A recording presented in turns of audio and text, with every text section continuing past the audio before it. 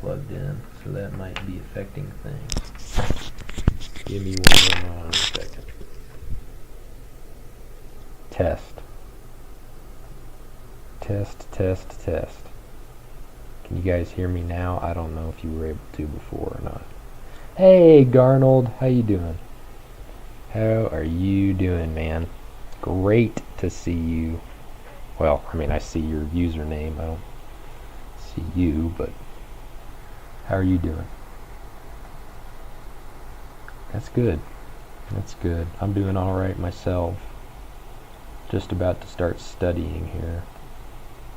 Again, it's kind of boring, but that's how it gets.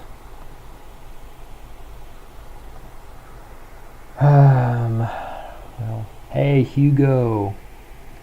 Ilhamudantio. How are you guys doing? Yeah, school sucks. Yeah, I know what you mean. I feel that. I'm very grateful that I get to learn, but oh man, it's hard. Like right now, I'm in vet school. Unless you want to be a veterinarian, don't do vet school. That's my advice. Anyway, I think I'll maybe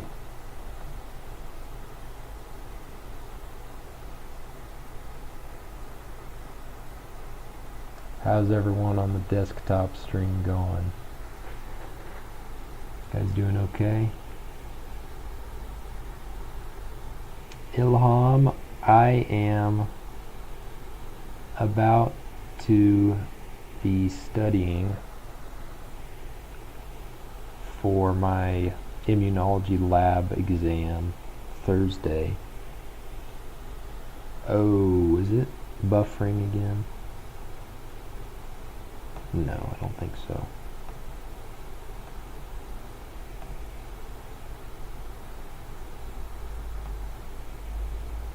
It's okay.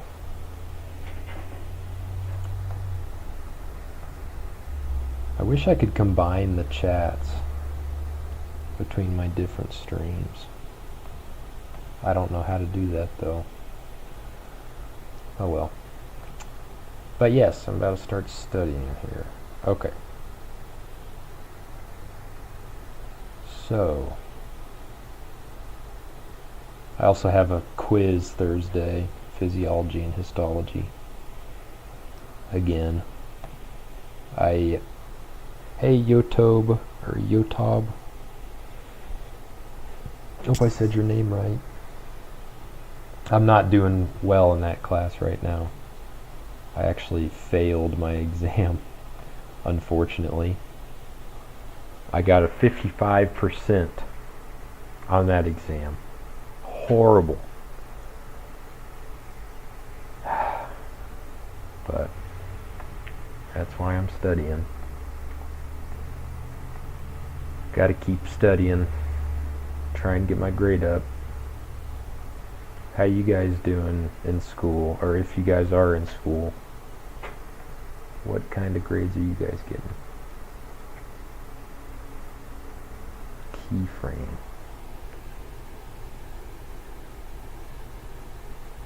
Keyframe frequency of 4 seconds or less. What? What does that even mean? That's the keyframe interval that I think. I don't know how to change that.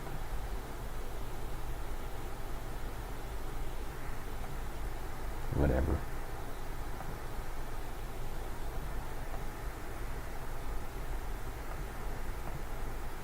Okay.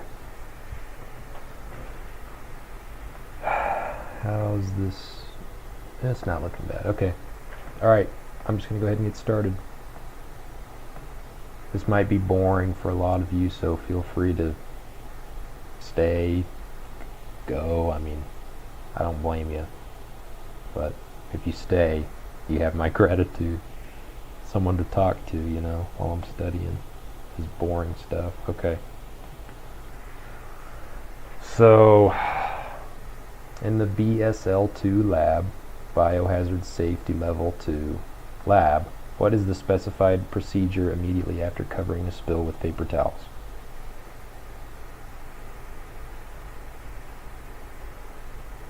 There's A, B, C, and D. I don't know. I mean, this was in the lab safety paper. So A is apply Rocol, which is a disinfectant. Get on with it. I like your attitude, man. You're right. I need to kind of get on with it. Directly onto the spill through the paper towels. Wipe the area with Rocol soaked paper towels 3 times, or place broken glass from the spill into a large biohazard bucket, or apply Rocol to the outer edges of the paper towel first, then onto the spill area. D's dumb. C, that's possibly dangerous. A is dumb. Okay, it's not B, so apparently D was the answer. Apply Rocol to the outer edges of the paper towels first, then into the spill area. Why would you... I don't know, that doesn't seem reasonable to me. According to the lab safety rules, which of the following items requires prior instructor approval to be brought into the lab? Probably A, laptops for taking notes. B's not allowed. C's not allowed. Well, no, C is. I don't think A actually is. Okay, apparently C's not right. Oh, because it's a general rule and doesn't require specific prior approval for each instance. Animals for experimental procedures. What? To be safe, wouldn't anything be a biohazard? Yes. Yes. That's a good point. But then, you know, you get to the point where, like, okay, do I have to wear a hazmat suit every time I'm doing a snap test, you know? Or, AKA, have you ever seen, like, a pregnancy test before, or a heartworm test? Same kind of deal. I mean, there just comes a point where it's like, okay, we're willing to sacrifice some biosafety here in order to try and speed things up.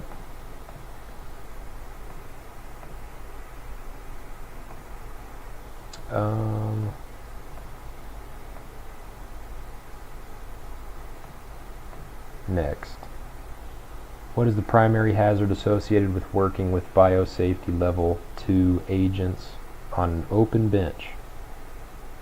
A is a possibility, contamination of personal items like coats and backpacks, yeah. B, accidental percutaneous or mucous membrane exposures. I wouldn't say that's the primary hazard. C, explosion risk from volatile chemical agents. It's probably pretty rare. D, inhalation of aerosolized infectious materials. I'd say A. Okay, it's not A. Accidental percutaneous or mucous membrane exposures. Okay. I mean, I guess that makes sense. In a hemagglutination inhibition test, what does the formation of a button of red blood cells at the bottom of a well indicate? A, the patient's serum lacks sufficient antibodies to neutralize the virus. B, the patient's serum contains a high titer of antibodies against the virus.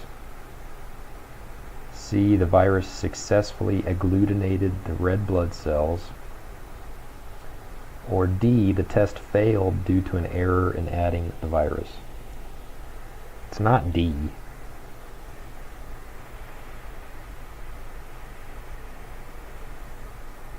I think it's C.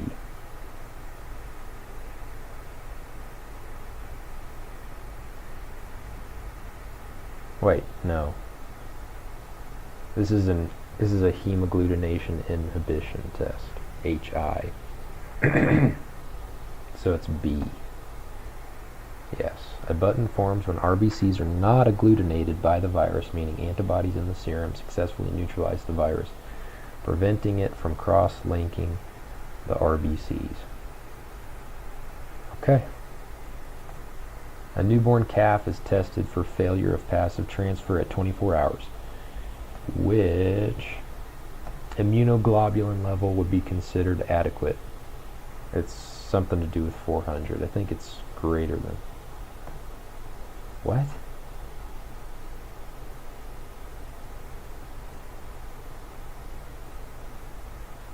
Okay, I got that one wrong. It was actually greater than 1,000 milligrams per deciliter. In the sodium sulfite precipitation test for a foal, precipitation is observed in the 18% tube, but not in the 14% or 16% tubes. How would you interpret this foal's immunoglobulin status?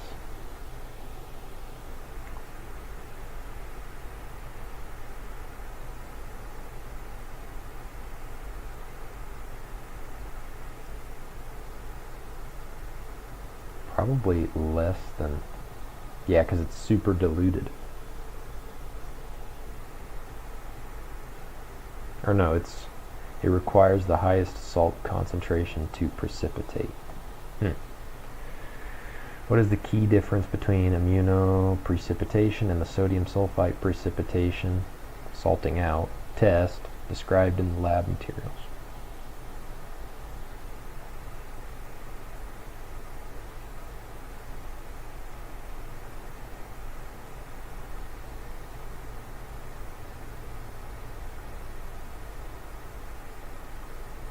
Okay, C is completely opposite.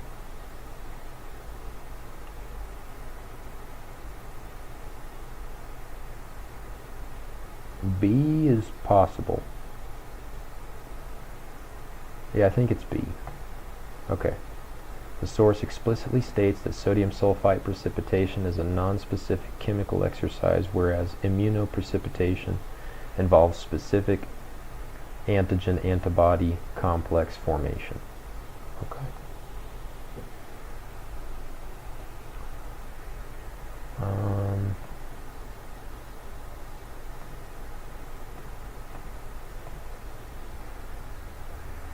Which statement accurately describes the characteristics of epitopes recognized by B cell receptors, or BCRs?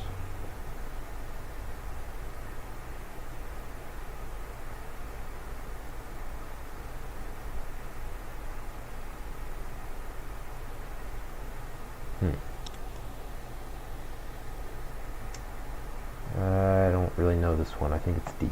Yeah, okay, it was D. The source material confirms that BCRs recognize epitopes on unprocessed proteins. Yeah, I do remember that. Generally on the outside, which can be formed by amino acids that are either in a row or brought together by folding. In a virus neutralization assay that uses a vital dye like MTT, a purple color in a well signifies what outcome?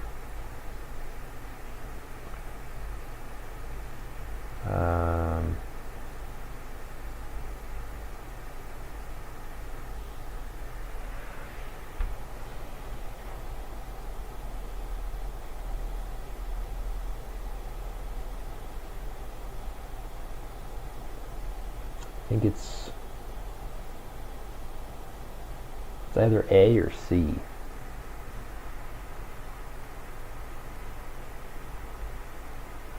I'm going to say C. It was B. The cells are alive and metabolically active, indicating successful neutralization.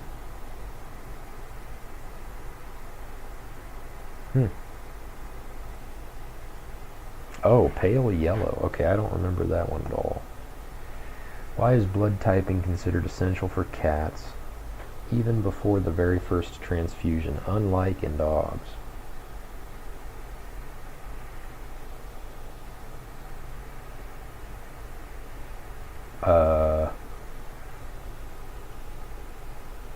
I don't know. What was the question again? Blood typing. Oh, yeah.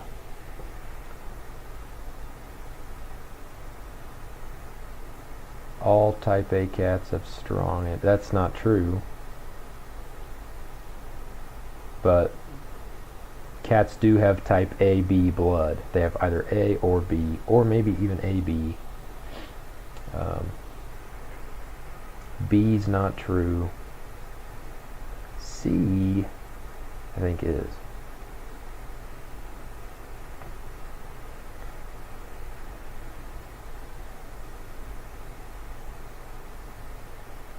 Yeah. Dogs do not have naturally occurring anti-DEA1 antibodies, so a severe reaction is unlikely on the first mismatched transfusion. Cats, however, do have potent, naturally occurring alloantibodies. A researcher performs an agar-gel immunodiffusion test. A sharp, clear precipitation line forms between the antigen well and a serum well. What does this line represent?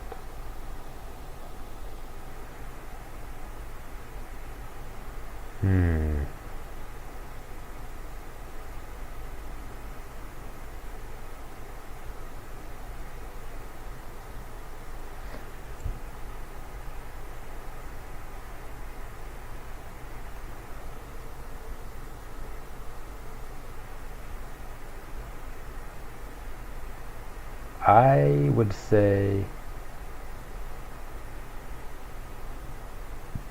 it's either C or A. I'm going to say A. Okay, it was C.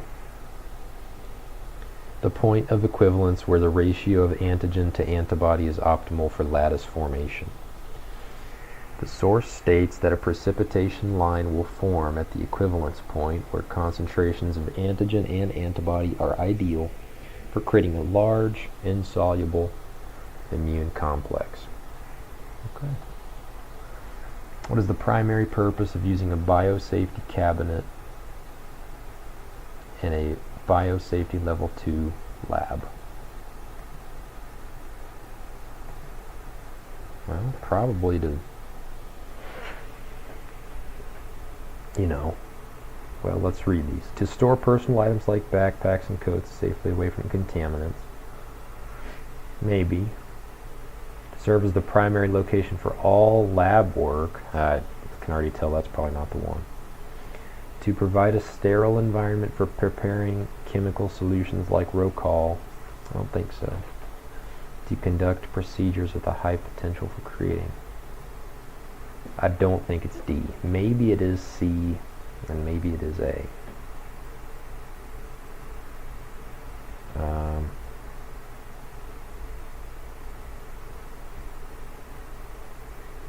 Biosafety cabinet. I'm going to say A. Okay. It was D. To conduct procedures with a high potential for creating infectious aerosols or splashes. The safety document specifies that procedures with high aerosol or splash potential, such as vortexing or collecting tissues, must be conducted in a biosafety cabinet. Huh. It's news to me. A veterinarian is tracking a patient's response to an infection. An initial serum sample has an HI titer of 1 to 20. A convalescent sample taken 2 weeks later has a titer of 1 to 80. How is this change typically interpreted? I think it's B. The result represents a significant rise in titer, suggesting recent or active infection. Yeah, 4-fold increase. Which portion of an antibody molecule is responsible for its effector functions such as opsonization and complement fixation?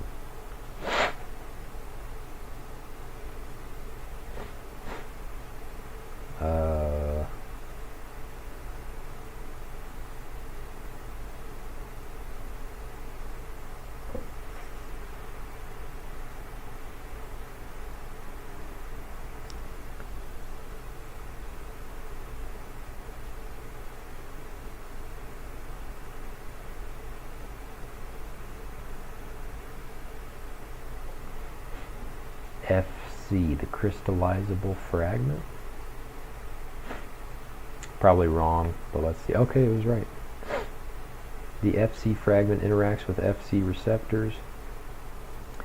Dino Hunter. That's okay, man. I am not mad at all. It is so good to see you again, man. How you been?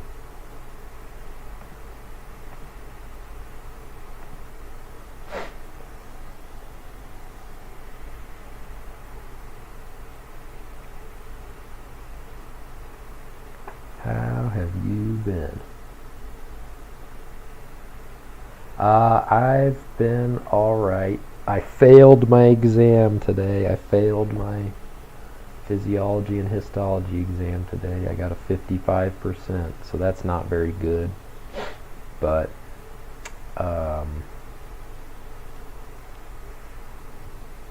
can't win them all, I guess. Is that what they say? I don't know, but I studied. I tried. I really did. I just don't think I studied enough. Or I don't think I studied the right things, possibly. Because I missed a lot. And that's the thing, like, I start to guilt trip myself into thinking, did I really try my best? I don't know, but I don't know. I've just decided to stop thinking about it. Do better next time. That's the first exam I failed this semester, so that's just annoying. I don't like messing up like that. But it's just what happens. Thank you, Dino. I appreciate that. Thanks. But yeah, I'm doing okay other than that. Just been living life, I guess. Hanging out. Getting schooled at school. Yeah.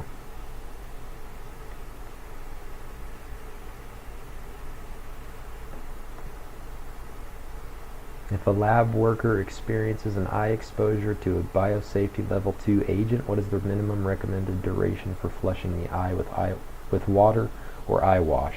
5 minutes, it says. A SNAP test is described as having high sensitivity. What does this imply about the test's performance?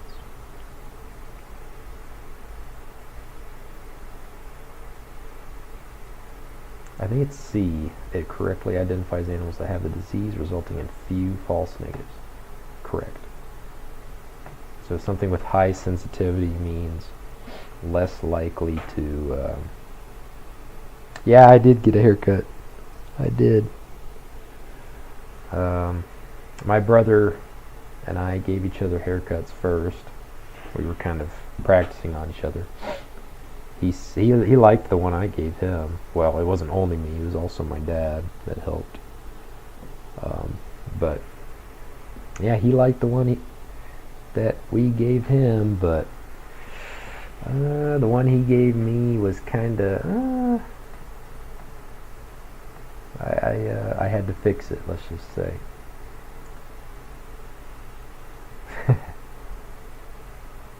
Yeah, buzz cut does look a lot like what they do in the military. It's very simple, very easy to handle.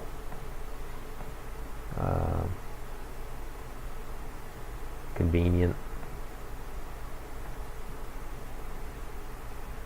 That's for sure.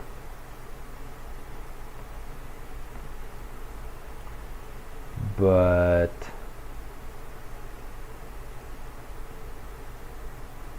hold on, I'm sorry. Keyframe frequency. I don't know what a keyframe frequency is. Let me look that up. There are ticks in Oklahoma. Not many where I live.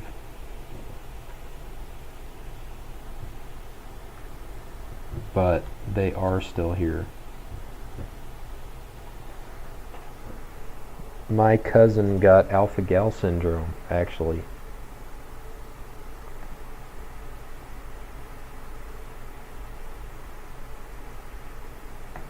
Not recently, though. He got it a while back.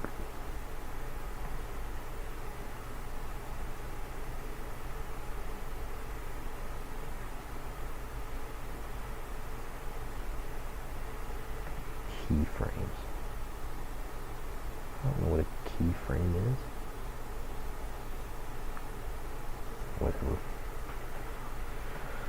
Whatever. Keyframes. Okay. Yeah, buzz cuts are pretty easy.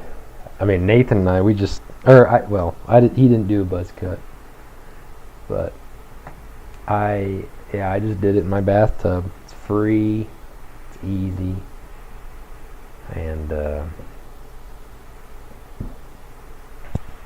saves a lot of time and money. Yeah, that's his name. I like him. He's the best brother I've ever had, but he's also the only brother I've ever had, so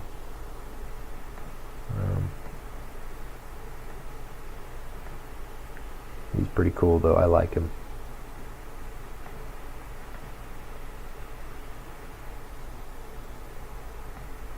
Anyway, how are monoclonal antibodies used as reagents in tests like ELISAs typically produced?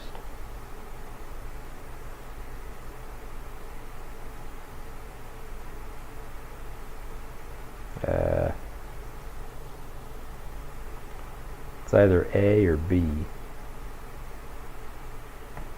Oh, it's D. Not even close. By fusing an antibody-producing B cell with a cancerous myeloma cell to create a hybridoma. I've never even heard of those words. I think I've heard of myeloma, but I've never heard of a hybridoma. The source material describes this exact process where immortal hybridomas are created to produce a continuous supply of a single specific antibody. That is weird. Lab safety protocol states that rooms 231 and 232 are under negative air pressure. What's the most critical consequence of propping open a door to one of these rooms? The negative pressure will be lost. That one's self-explanatory. In the context of humoral immunity in neonates, what does it mean if a species is born agamma-globinemic? Agamma-globinemic.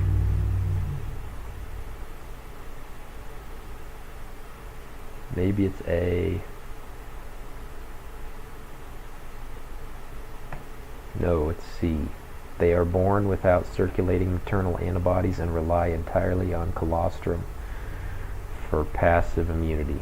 Yeah, omas, so things that end with oma, like granuloma, melanoma, usually they're cancerous things. Now, something like stroma, that's just a descriptor term for, I can't even remember, but yeah, melanoma, granuloma, what's another one? Lymphoma, may have heard of lymphoma. Anyway, the slides explain that agamma-globinemic animals like calves and foals do not have antibodies cross the placenta and thus depend solely on colostrum ingestion. Which of the following items should be discarded in a red plastic sharps container according to the lab rules? Not paper towels. No. Microscope slides, because they're made of glass. What is the underlying mechanism of heme adsorption?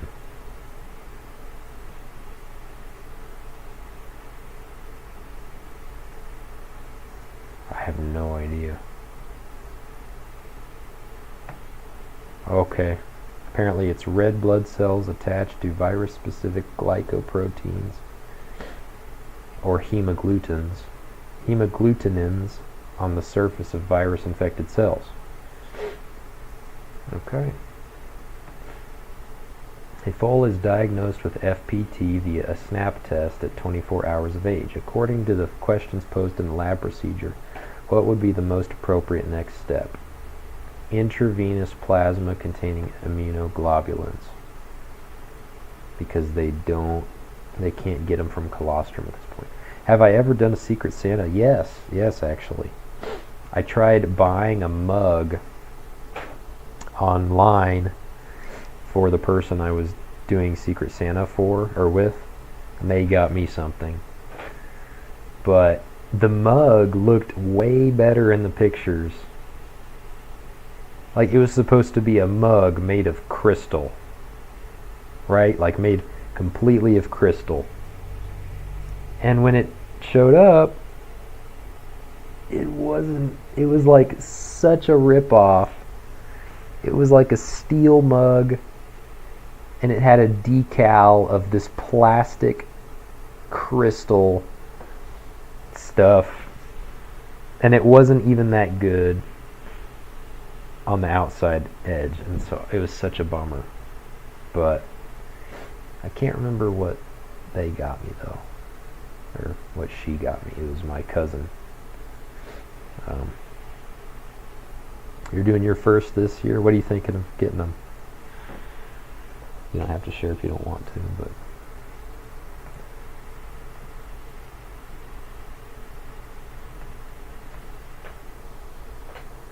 oh, you got your sister? What are you going to give her?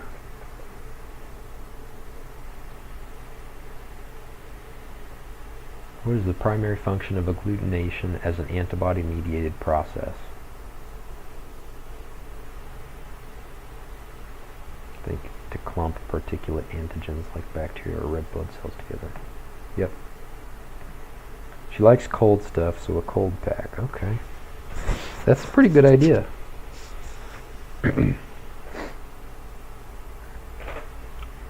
You could get her multiple cold packs. Or maybe, does she like warm things? You could get her like a heating pad and a cold pack. Just in case she gets, I don't know, too cold. Or just in case she gets too hot. Something like that.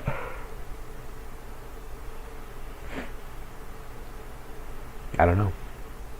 It's just a thought though, because I don't know how expensive hot pads are. In the event of a fire alarm, what is the specific instruction for personnel in the BSL-2 lab?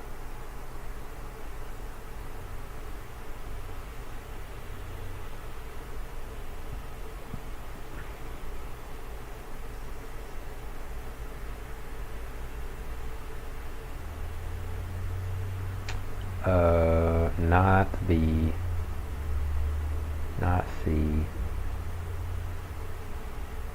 I don't even think it's D.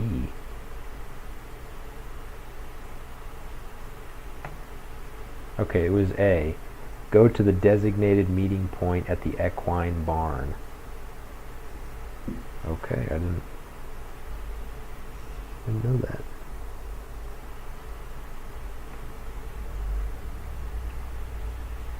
Which of these diagnostic tests relies on the specific precipitation of antigen-antibody complexes that have diffused through a gel matrix?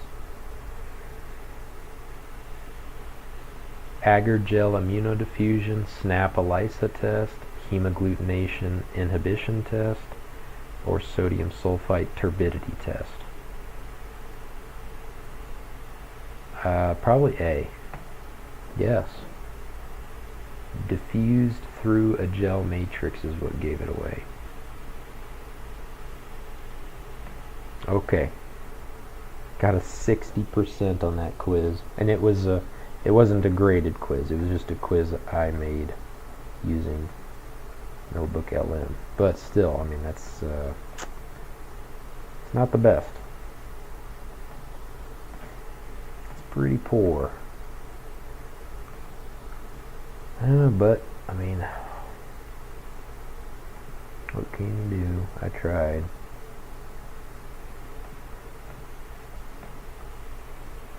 Okay, well, I know I don't want to keep you too long. I just wanted to do a quick review. What's your question, man?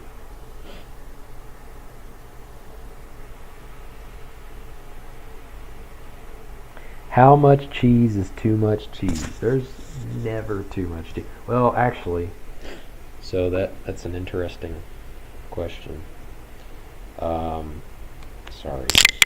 my earbud thing fell out. So, cheese is really good. I like cheese, right? But I found that I can only tolerate well the cheeses that are like made just with milk. And it's really good for you. Cheese is good for you. Just eating too much, probably a lot of energy, could possibly contribute to being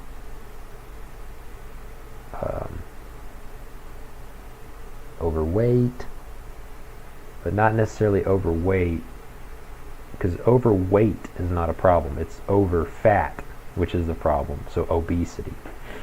I am not actually lactose intolerant, I don't think, but there's certain compounds in certain cheeses, like cheddar. Most common cheddar cheese. No, it's okay, man. I don't mind. But the orange cheddar cheese, the stuff with either the beta carotene added or the other thing that I can't remember what it's called right now. It's like some plant compound. Those mess with me. They really tear me up. But if I just eat normal cheese, normal white cheese, I have no problems. And I love it. It's good. I've been eating a lot of white cheddar recently. White cheddar is really good. I like it. And it's literally just cheddar, but without the orange additive. So it's probably better for us anyway, because it's got less stuff added. But that's just my opinion. No, one time I put like a whole block of cheese in the microwave in a bowl, melted it down, and tried to eat it. It was really filling. I'm surprised I was able to eat it. Anyway.